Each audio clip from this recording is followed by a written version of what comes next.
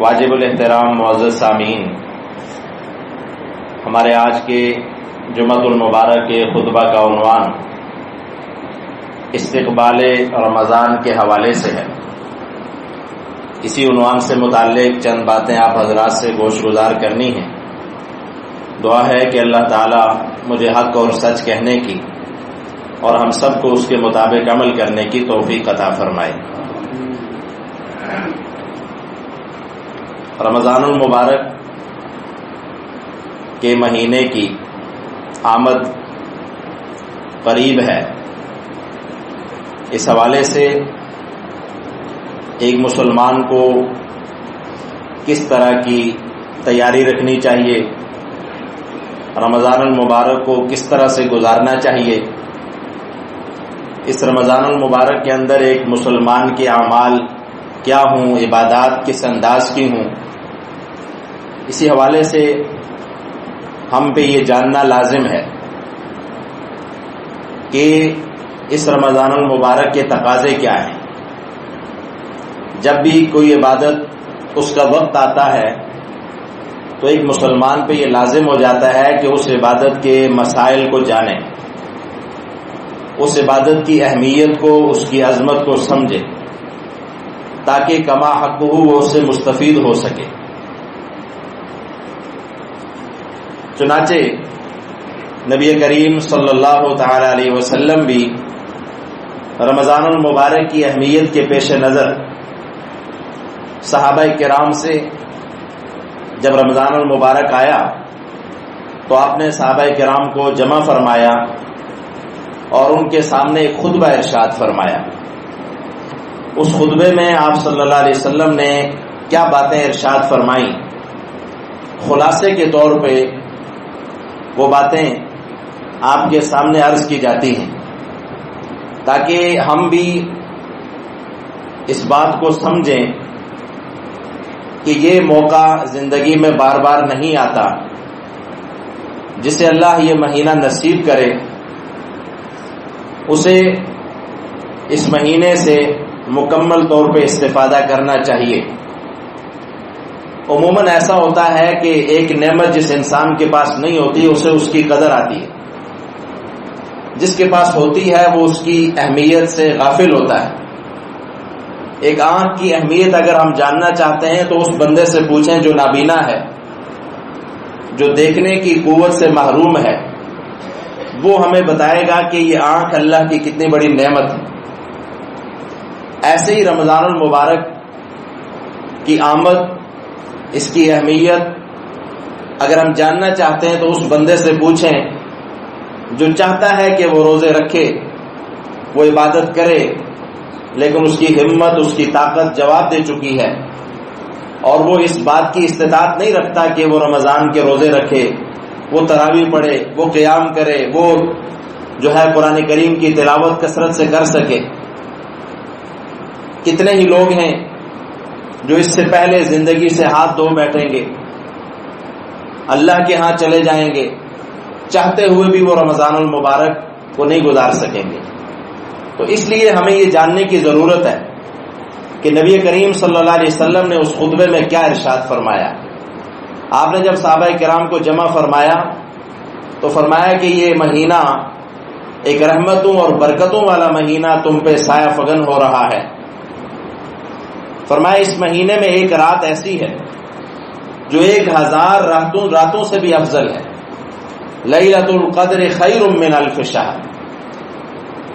فرمایا کہ یہ ایک ایسا مہینہ ہے کہ ایک عام سی نیکی کا ثواب اللہ فرض کے برابر عطا کرتے ہیں، اور ایک فرض جو ہے 70 فرائض کے برابر اس کا ثواب بڑھا دیا جاتا ہے۔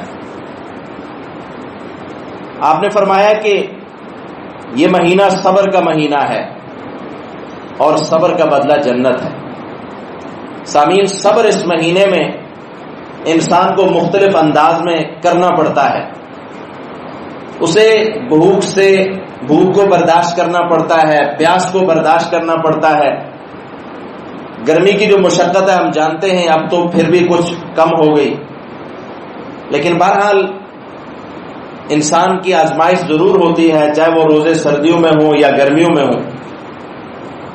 تو آپ صلی اللہ علیہ وسلم نے فرمایا کہ یہ صبر کا مہینہ ہے کہ انسان کو جائز خواہشات کو بھی چھوڑنا پڑتا ہے، لیکن فرمایا کہ جو صبر کرے گا اس کا بدلہ اسے جنت کی صورت میں ملے گا۔ پھر فرمایا یہ غمخواری کا مہینہ ہے، اس میں ایک ایسے مسلمان کو جسے اللہ تعالیٰ نے ہر نعمت عطا کی ہوتی ہے، لیکن وہ غمخواری اس مہینے میں کرتا ہے جب وہ خود بھوکا پیاسا رہتا ہے تو اسے دوسرے وہ لوگ جو سارا سال بھوک اور پیاس کو برداشت کرتے ہیں، جو ترستے ہیں کھانے کے لیے، 3 وقت کا کھانا جنہیں میسر نہیں ہوتا، اس مہینے میں صاحب استطاعت انسان کو اللہ تعالیٰ غمخواری کا جذبہ عطا کرتے ہیں۔ فرمایا یہ ایسا مہینہ ہے جس میں مسلمان کا رزق بڑھا دیا جاتا ہے، اور اس کا مشاہدہ ہم اپنی آنکھوں سے کرتے ہیں کہ اللہ تعالیٰ اس مہینے کی برکت سے ان لوگوں کو بھی ان کے رزق میں بھی اضافہ فرماتا ہے جو 11 مہینے رزق کی برکت کے لیے، رزق کے اضافے کے لیے تڑپتے ہیں، پریشان رہتے ہیں۔ سامعین محترم، فرمایا کہ یہ ایسا مہینہ ہے جو کسی کو افطاری کروائے گا اللہ تعالیٰ اسے 3 انعامات عطا کریں گے۔ اول یہ ہے کہ اللہ اسے اس کے گناہوں کو معاف کریں گے، جہنم کی آگ سے اسے خلاصی عطا ہوگی، اور فرمایا کہ اس افطاری کروانے والے کو بھی روزہ دار کے برابر اللہ تعالیٰ ثواب عطا کریں گے۔ اس کا مطلب یہ بھی نہیں ہے کہ ہم خود تو روزہ نہ رکھیں، کسی کو افطاری کروا دیں تو چونکہ برابر کا ثواب ہمیں ملے گا تو ہماری تو جان چھوٹ گئی۔ ثواب ضرور برابر کا ملے گا لیکن روزہ معاف نہیں ہے۔ روزہ رکھنے کا ثواب بہت زیادہ ہے اور یہ فرض حکم ہے۔ اللہ کے حبیب صلی اللہ علیہ وسلم نے فرمایا یہ ایسا مہینہ ہے کہ اس کا اول عشرہ، پہلا جو عشرہ ہے، اولہ رحمت، اس میں اللہ کی رحمت موسلادھار بارش کی طرح برستی ہے۔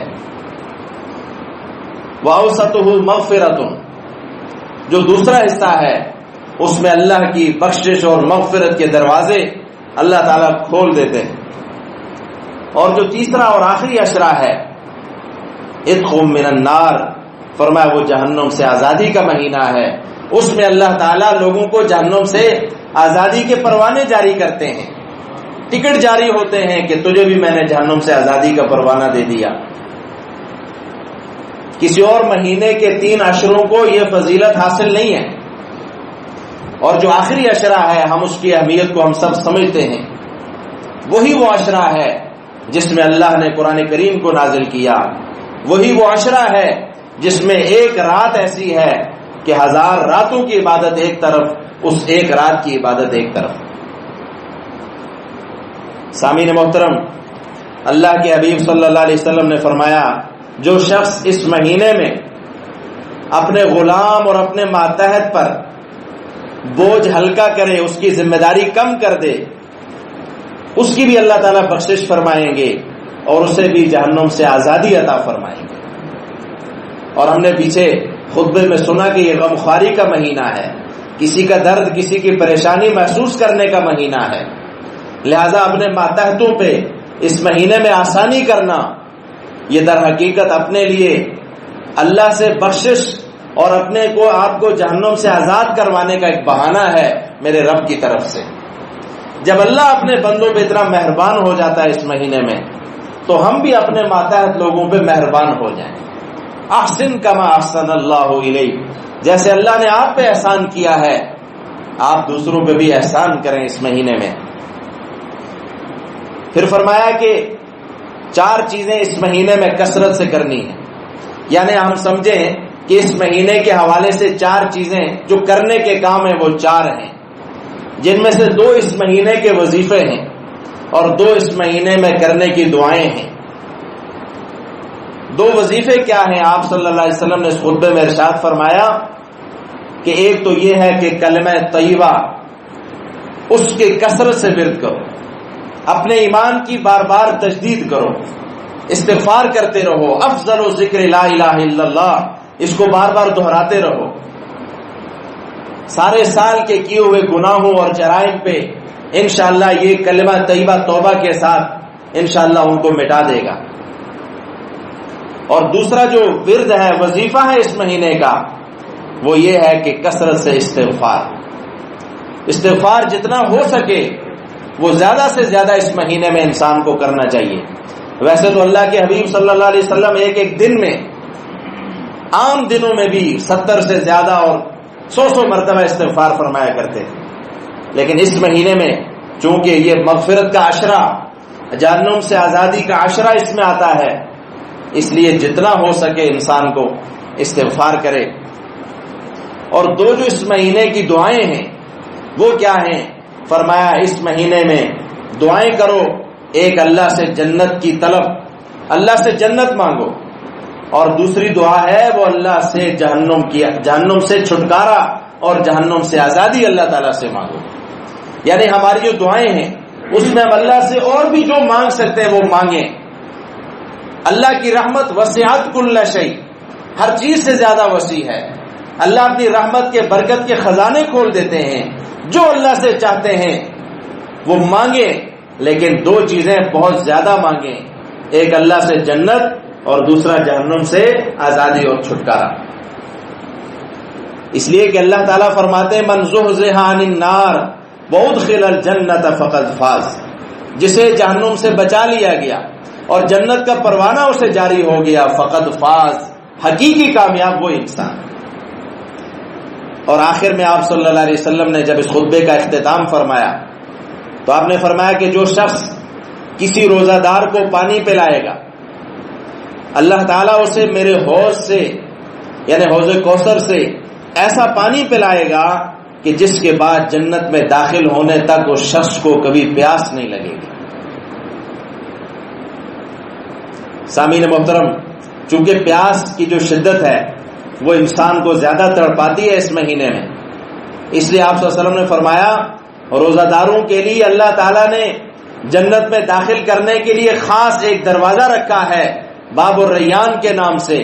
فرمایا اس دروازے سے جو ایک مرتبہ داخل ہوگا اللہ اس کی پیاس ہمیشہ کے لیے بجھا دے گا۔ یہ اس خطبے کا خلاصہ تھا جو میرے پیارے حبیب صلی اللہ علیہ وسلم نے رمضان کی آمد سے پہلے صحابہ کرام سے ارشاد فرمایا۔ اب اس کی روشنی میں ہم اندازہ لگا سکتے ہیں کہ کتنی اہمیت ہے اس ماہ مبارک کی۔ سامعین محترم، اس ماہ کا استقبال ہم کیسے کریں؟ جب ایک گھر میں کوئی مہمان آتا ہے تو ایک مسلمان، ہم سمجھتے ہیں کہ مہمان کی حیثیت کے لحاظ سے ہم اس کا استقبال بہت پہلے شروع کرتے ہیں اور گھر کی تیاریاں اور گھر کے نظام کو ہم آگے پیچھے کر دیتے ہیں، سیٹنگ چینج کر دیتے ہیں، اپنا ٹائم ٹیبل چینج کر دیتے ہیں۔ ایک مہمان آ رہے ہیں، ہمیں ان کو ٹائم دینا پڑے گا، ویلکم کرنا پڑے گا، ان کی خدمت کرنی پڑے گی، مختلف کام ہم سر انجام دیتے ہیں۔ اسی طرح رمضان آ رہا ہے، اس کا استقبال ہم کیسے کریں؟ تو اس کی عظمت کو سب سے پہلے تو یہ ہے کہ اس کی عظمت کو سمجھیں، اس ماہ مبارک کی اہمیت کو سمجھیں، اور جو نعمت اللہ آپ کو ہمیں نواز رہے ہیں اس نعمت سے اس کی قدر کریں، اس کا شکر ادا کریں۔ اور اس کا شکر اصل میں کیا ہے کہ ہم جتنا ہو سکے اس ماہ مبارک کو عبادت میں گزاریں، غفلت چھوڑ دیں۔ اس مہینے میں سارا سال ہم غفلت میں رہتے ہیں، ہمارے دن رات غفلت میں گزرتے ہیں، ہم وہ کام کرتے ہیں جو ہمیں اللہ سے دور کر رہے ہوتے ہیں۔ کم سے کم اس مہینے میں ہم وہ کام کریں جو ہمیں اپنے اللہ سے قریب کر دیں، جتنا ہو سکے گناہوں سے اجتناب کریں۔ ہم نے پیچھے سنا کہ اللہ ایک عام نیکی کا جو ثواب ہے وہ بھی فرض کے برابر ہو جاتا ہے، فرض کا 70 فرائض کے برابر۔ جس طرح نیکیوں کا ثواب بڑھتا ہے اسی طرح گناہوں کا عذاب بھی بڑھتا ہے۔ عام مہینوں میں بھی گناہ برا ہے لیکن اس مہینے میں گناہ بدتر ہے، اس لیے بچیں اور نیکیوں کی طرف رغبت کریں، اپنی زندگی میں تبدیلی کا عہد کریں اس مہینے میں کہ اللہ جو اس ماہ مبارک میں ہمارے اوپر عبادات کا، ذکر و اذکار کا، تسبیحات کا، روزوں کا رنگ چڑھا ہے، ہم یہ عہد کریں کہ اسے ہم باقی رکھیں گے اپنی اگلی زندگی میں۔ اور جو کام فرض کے درجے میں ہیں، یعنی کہ جن کا کرنا ایک مسلمان کے لیے انتہائی ناگزیر ہے، جس کے بغیر اسے اس مہینے کی برکات نصیب نہیں ہوں گی، وہ سب سے پہلا کام روزے رکھنے کا ہے. کتب علیکم الصیام، تم پہ اللہ نے روزے فرض کیے ہیں. فمن شہد منکم الشہر فلیصمہ، جو بندہ اس مہینے میں موجود ہو، اسے کوئی شرعی عذر لاحق نہ ہو، وہ اس مہینے میں ضرور روزے رکھے. اور جو مسافر ہو، بیمار ہو، اگر وہ روزے نہیں رکھ سکتا، اللہ فرماتے ہیں کہ وہ بعد میں ان کی گنتی پوری کرے. اور فرمایا کہ آسانیاں دے کے اللہ تمہیں، یرید اللہ بکم الیسر، اللہ تمہارے لیے آسانیاں پیدا کرنا چاہتا ہے. ولا یرید بکم العسر، تمہارا اللہ تمہیں مشکل میں نہیں ڈالنا چاہتا. وہ چاہتا تو حکم دے دیتا کہ بیمار ہو تب بھی روزہ رکھو، مسافر ہو تب بھی روزہ رکھو، لیکن اس نے تمہارے لیے آسانی پیدا کر دی. لہذا رب کی رحمت اور برکت کو سمجھو. تراویح کا اہتمام کریں، قیام اللیل، تراویح کا اہتمام کریں. جتنا توفیق نصیب ہو آئیں، اللہ کا قرآن سنیں اس ماہ مبارک میں. اس لیے کہ نبی کریم صلی اللہ علیہ وسلم اس مہینے میں جبریل علیہ السلام کے ساتھ اللہ کے قرآن کا دور کیا کرتے تھے، سنتے سناتے تھے. اس مہینے کو اور قرآن کو آپس میں اتنا گہرا تعلق ہے ان کا کہ رمضان کی عظمت قرآن کی وجہ سے اور قرآن کی وجہ سے اس رمضان کی برکات میں اللہ اضافہ فرماتے ہیں. اس لیے خاص مناسبت رکھیں. جو لوگ آگے پیچھے سارا سال تلاوت کا موقع نہیں ملتا، کم سے کم اس مہینے میں ایک قرآن تو وہ ضرور پڑھیں.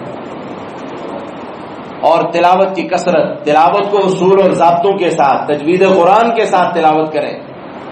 جب ہم کوئی لینگویج بولتے ہیں اور ہمارے سامنے کوئی الٹا سا لفظ بول دے تو ہمیں ہنسی آتی ہے. اللہ کے حبیب صلی اللہ علیہ وسلم نے فرمایا رب قارئ للقرآن والقرآن یلعنہ، بہت سے قرآن پڑھنے والے ایسے ہیں وہ پڑھتے قرآن ہیں لیکن اللہ کی رحمت سے دور ہوتے ہیں. کیوں؟